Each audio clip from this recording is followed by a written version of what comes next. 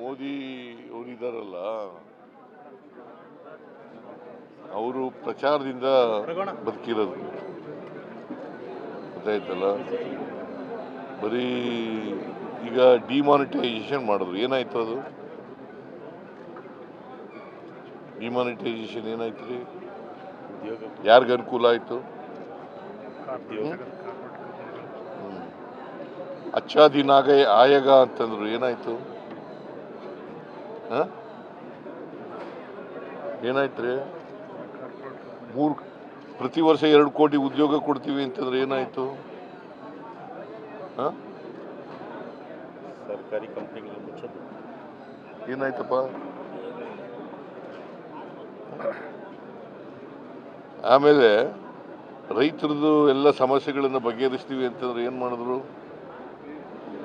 ಯಾಕೆ ಚಳುವಳಿ ಮಾಡಿದ್ರು 1 ವರ್ಷ ರೈತರು ಡೆಲ್ಲಿನಲ್ಲಿ?